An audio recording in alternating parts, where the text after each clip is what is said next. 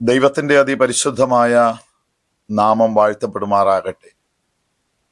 അങ്കമാലി ആഴകം കേന്ദ്രമായി പ്രവർത്തിക്കുന്ന Emmanuel mission TV ചാനലിലൂടെ ദൈവവചനം ശ്രവിക്കുന്ന എല്ലാ മാന്യ ശ്രോതാക്കൾക്കും കർത്താവും രക്ഷിതാവുമായ യേശുക്രിസ്തുവിന്റെ ധന്യ തിരുനാമത്തിൽ വന്ദനം. അല്പസമയ ദൈവവചന ചിന്തയ്ക്കായിട്ട് ഫിലിപ്പിയ ലേഖനം 3-ാം അധ്യായം അതിന്റെ 20-ാമത്തെ വാക്യം ഞാൻ ഇവിടെ വായിക്കുകയാണ്.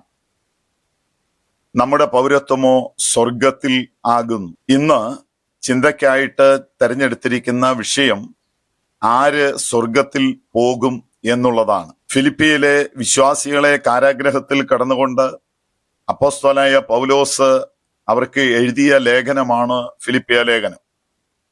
ഫിലിപ്പിയിലെ വിശ്വാസികൾ കഷ്ടതയിലൂടെയും വേദനയിലൂടെയും കടന്നു പോകുമ്പോൾ കാരാഗ്രഹത്തിൽ വേദനയുടെയും ഭാരത്തിന്റെയും നടുവിൽ കടന്നുകൊണ്ട് അപ്പോസ്തലനായ പൗലോസ് ശ്ലീഹ ഫിലിപ്പിയ വിശ്വാസികളെ ഓർമ്മപ്പെടുത്തുകയാണ്, കർത്താവിൽ നാം എപ്പോഴും സന്തോഷിക്കണം.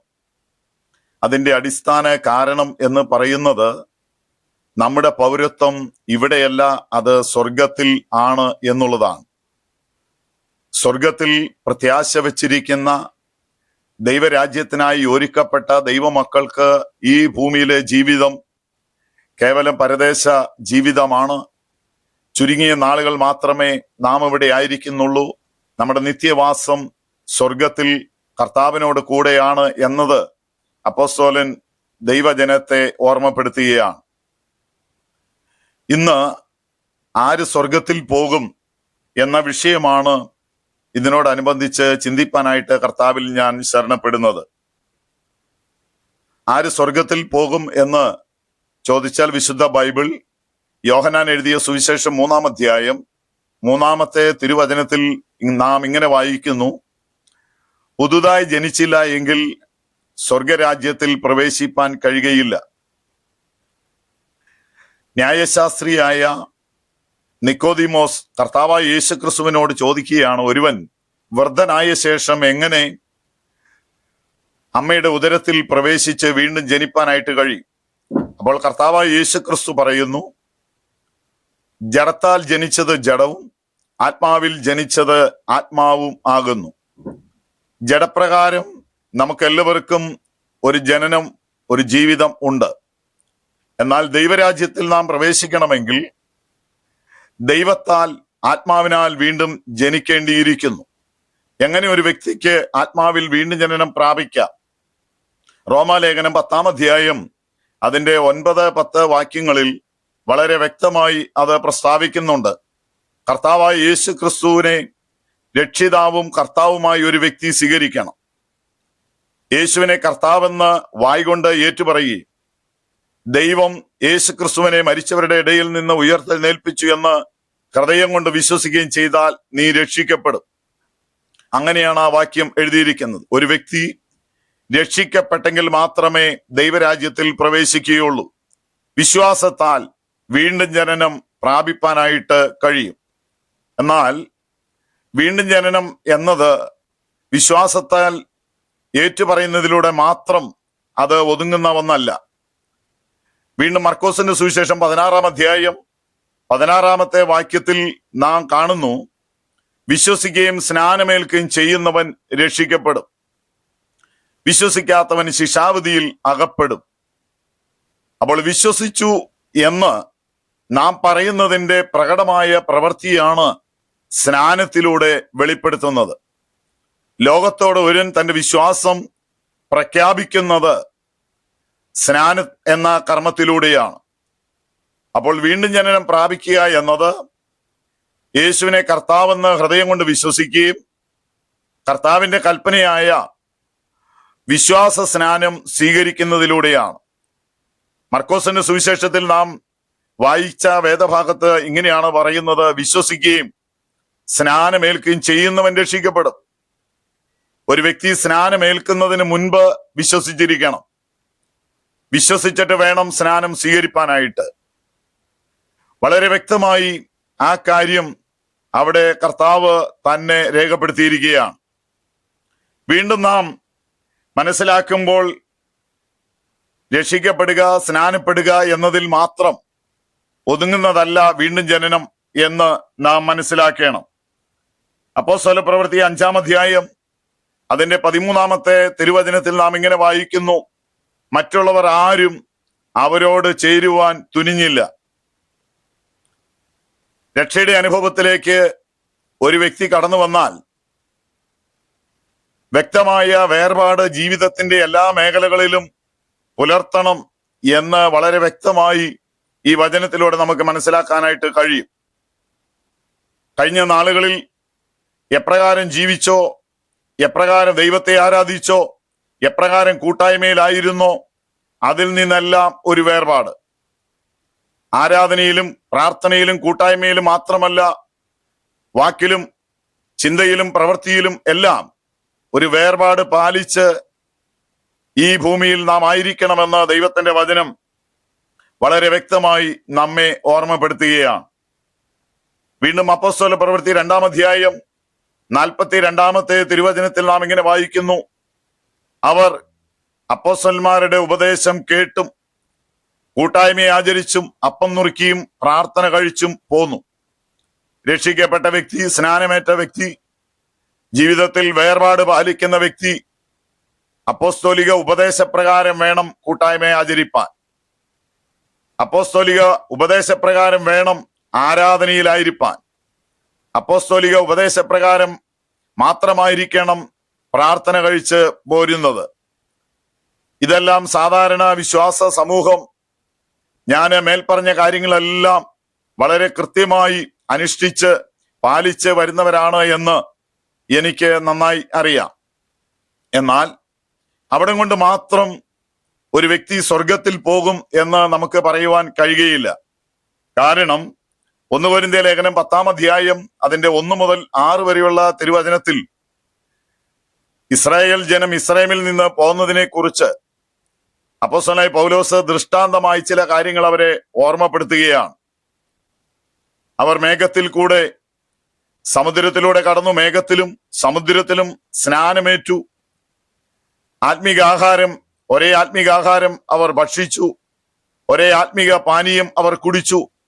അവരെ അനുഗമിച്ച ആത്മീക പാറയിൽ നിന്നല്ല അവർ കുടിച്ചത്, അത് ക്രിസ്തു തന്നെ എന്ന് പറയുകയാണ്. എന്നാൽ പിന്നീട് പറയുന്നത്, എങ്കിലും അവരിൽ മിക്ക പേരിലും ദൈവം പ്രസാദിച്ചില്ല, മരുഭൂമിയിൽ അവരെ തള്ളിയിട്ട് കളഞ്ഞു. തുടർന്ന് പറയാണ്, ഇത് ദൃഷ്ടാന്തമായി നമുക്ക് നിൽക്കുകയാണ്, നാമും അവരെ പോലെ ദുർമോഹികൾ ആകരുത്. അവൾ രക്ഷിക്കപ്പെട്ടു, സ്നാനമേറ്റു, വേർപാട് പാലിച്ചു, അപ്പോസ്തോലിക ഉപദേശപ്രകാരം ആത്മനിറവിൽ ദൈവത്തെ ആരാധിച്ചും കൂട്ടായ്മയിലും പ്രാർത്ഥനയിലും ഒക്കെ സംബന്ധിച്ചു പോരുമ്പോഴും നമ്മുടെ അകത്ത് ദുർമോഹങ്ങൾ കടന്നു വന്നാൽ അത് ജീവിതയാത്രയിൽ, നിത്യതയിലേക്കുള്ള യാത്രയിൽ അത് തടസ്സമായി തീരുമെന്ന് ദൈവത്തിന്റെ വചനം നമുക്ക് മുന്നറിയിപ്പ് നൽകുകയാണ്. എന്തുകൊണ്ടാണ് ദുർമോഹം നമ്മുടെ ജീവിതത്തിൽ വരുന്നത്? കൊലോസ്യ ലേഖനം 3-ാം അധ്യായം അതിന്റെ 2-ാമത്തെ വചനത്തിൽ നാം ഇങ്ങനെ വായിക്കുന്നു: ഭൂമിയിലുള്ളതല്ല, ഉയരത്തിലുള്ളത് തന്നെ നാം ചിന്തിക്കണം. രക്ഷിക്കപ്പെട്ട് ദൈവകൃപയിൽ നിൽക്കുന്ന ദൈവമക്കളുടെ ചിന്തയും ആഗ്രഹവും താല്പര്യവും ഈ ഭൂമിയിലുള്ള എന്തെങ്കിലും ഒന്നിനെ ആയിരിക്കരുത്, മറിച്ച് ഉയരത്തിൽ നമുക്ക് വേണ്ടി കർത്താവ് കരുതി വച്ചിരിക്കുന്ന അതിനുവേണ്ടി ആയിരിക്കണം നമ്മുടെ ലക്ഷ്യവും നമ്മുടെ ചിന്തയും നമ്മുടെ ഓട്ടവും നമ്മുടെ അധ്വാനവും. പഴയ നിയമത്തിൽ നിന്ന് ദുർമോഹികളായ ഒരു കുടുംബത്തെ ഞാൻ നിങ്ങൾക്ക് പരിചയപ്പെടുത്താം. അബ്രഹാമിന്റെ സഹോദരപുത്രനായ ലോത്തും തന്റെ കുടുംബവും അവർ സോതോമിൽ പാർത്തു. സോതോമിന്റെ പാപം അതികഠിനമായിരുന്നു, അവരുടെ ദുഷ്ടത വളരെ വലിയതുമായിരുന്നു. ദൈവം സോതോമിനെ നശിപ്പിക്കേണ്ടതിന് വേണ്ടി തന്റെ 2 ദൂതന്മാരെ സോതോമിലേക്ക് ഒരു വൈകിയ വേളയിൽ അയക്കുകയാണ്. ആ സായാഹ്ന വേളയിൽ ലോത്തിന്റെ ഭവനത്തിൽ അവർ വരികയും അവിടെ രാപാർക്കുകയും ചെയ്തു. ആ ഭവനത്തിലിരിക്കുമ്പോൾ ലോത്തിനോടും കുടുംബത്തോടും വളരെ വ്യക്തവും ശക്തവുമായിട്ട് ദൂതന്മാർ പറയുകയാണ്, ഈ ജനത്തിന്റെ, ഈ പട്ടണത്തിന്റെ പാപം അതികഠിനമാണ്. ദൈവം ഞങ്ങളെ ഈ പട്ടണം നശിപ്പിക്കേണ്ടതിന് വേണ്ടി അയച്ചിരിക്കുകയാണ്.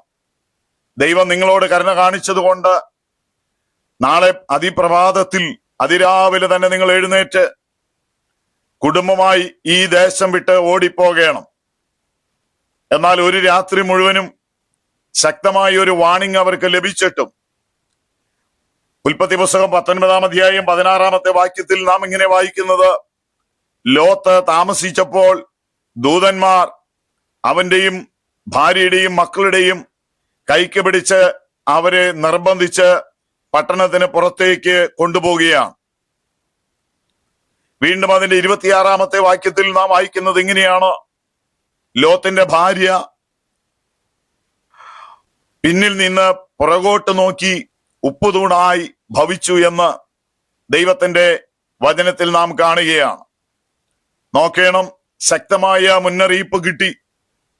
ഈ പട്ടണവും ദേശവും ദേശനിവാസികളും അതിലെ സർവസമ്പത്തും തീക്കിരയായി തീരാൻ പോവുകയാണെന്ന് അറിഞ്ഞിട്ടും അവർ പാർത്ത പട്ടണത്തിൽ അവർ പിന്നെയും താമസിച്ചു.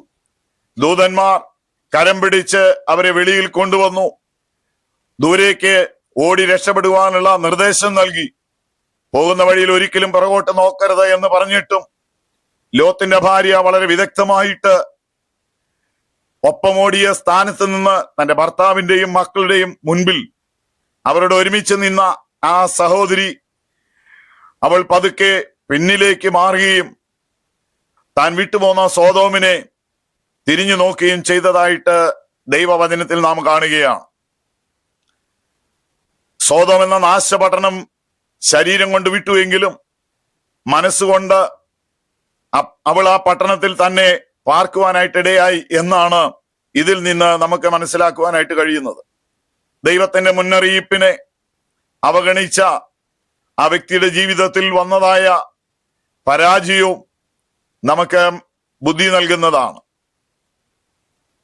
ആ പട്ടണം വിട്ടുപോകാൻ മടി കാണിച്ച ലോത്തിന്റെ കുടുംബം വളരെ നാശകരമായ അവസ്ഥയിലൂടെ, മ്ലേച്ഛമായ അവസ്ഥയിലൂടെയാണ് പിന്നീട് കടന്നുപോയതെന്ന് ദൈവവചനത്തിൽ നിന്ന് നമുക്ക് മനസ്സിലാക്കാനായിട്ട് കഴിയും.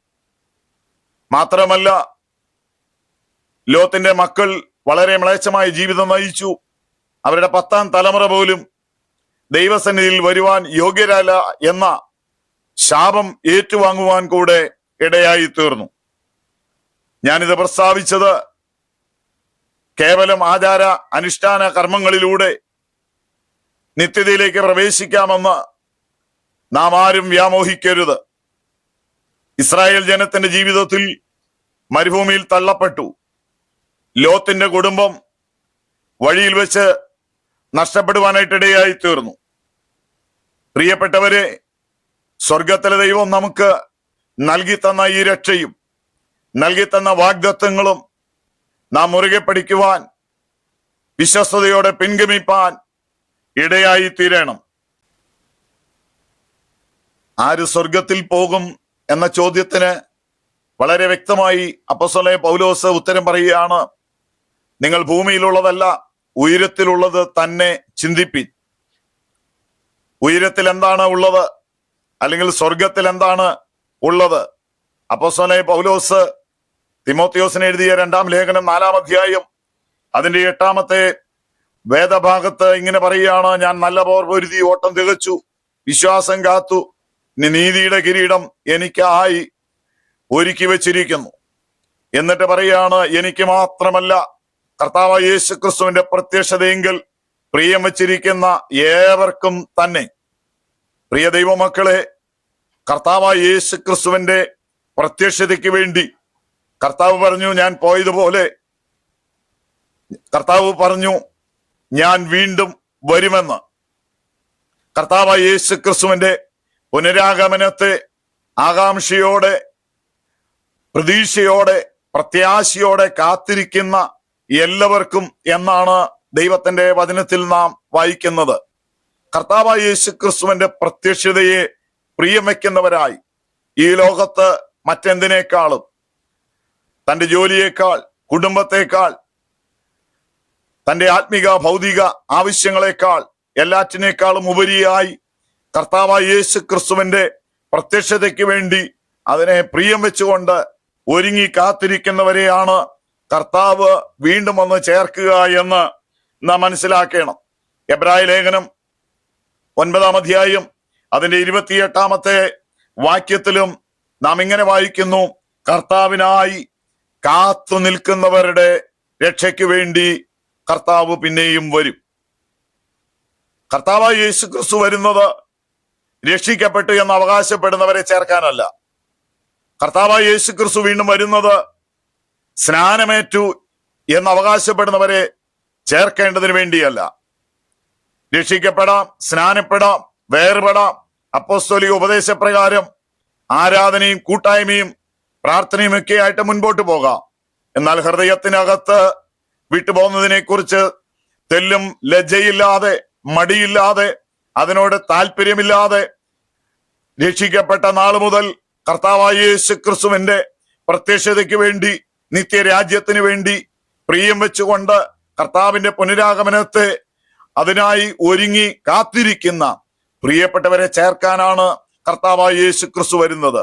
ദൈവവചനം വളരെ വ്യക്തമായി പറയുകയാണ്, അങ്ങനെ ഒരുങ്ങി ആര് കാത്തിരിക്കുന്നുവോ ആ വ്യക്തിക്ക് നിത്യതയിൽ പ്രവേശനമുണ്ടാകും, അവരായിരിക്കും സ്വർഗത്തിൽ പ്രവേശിക്കുക. ഇന്ന് ഞാൻ എന്റെ സന്ദേശം ഇവിടെ ചുരുക്കുന്നതിന് മുൻപായി എന്നെ കേൾക്കുന്ന മാന്യ ശ്രോതാക്കളോട് ഒരു ചോദ്യം ചോദിക്കട്ടെ. കഴിഞ്ഞ നാളുകളിൽ പല കാര്യങ്ങളിലും നമുക്ക് പ്രശംസിപ്പാനായിട്ട് കഴിയും. നാളുകളായി രക്ഷയുടെ അനുഭവത്തിൽ വന്നു, സ്നാനം സ്വീകരിച്ചു, ഒരു സൺഡേ പോലും ആരാധന മുടക്കാതെ കർത്താവിനെ ആരാധിച്ചു എന്നെല്ലാം നമുക്ക് പ്രശംസിപ്പാനായിട്ട് കഴിയും. ദൈവനാമത്തിൽ ഏറെ ചെലവിട്ടു, കർത്താവിന്റെ രാജ്യത്തിന് വേണ്ടി ഏറെ ഓടി അധ്വാനിച്ചു എന്നെല്ലാം ഒരുപക്ഷെ നമുക്ക് അവകാശപ്പെടാനായിട്ട് കഴിഞ്ഞേക്കാം. എന്നാൽ അതെല്ലാം ഒരു ഭാഗത്ത് ചെയ്യുമ്പോൾ, അല്ലെങ്കിൽ അത് ചെയ്യേണ്ടതായിരിക്കുമ്പോൾ തന്നെ നമ്മുടെ പരമപ്രധാനമായ ലക്ഷ്യം കർത്താവായ യേശു ക്രിസ്തുവിനോട് കൂടെ ആയിരിക്കുക എന്നതാണോ അല്ലയോ? കർത്താവായ യേശു ക്രിസ്തുവിന്റെ മടങ്ങി വരിക എന്നത് ഒരു യാഥാർത്ഥ്യം തന്നെയെന്ന് നാം തിരിച്ചറിയണം. ദൈവവചനത്തിലൂടെ നൽകുന്ന എല്ലാ മുന്നറിയിപ്പുകളും ഒട്ടൊഴിയാതെ നിറവേറ്റപ്പെട്ടുകൊണ്ടിരിക്കുമ്പോൾ കർത്താവിന്റെ വരവ് അതാ വാതിക്കൽ എത്തിയിരിക്കുന്നു. ഇന്ന് ഈ സന്ദേശം കേൾക്കുന്ന ആരും നഷ്ടപ്പെട്ടു പോകരുതെന്ന് ഞാൻ ആഗ്രഹിക്കുന്നു.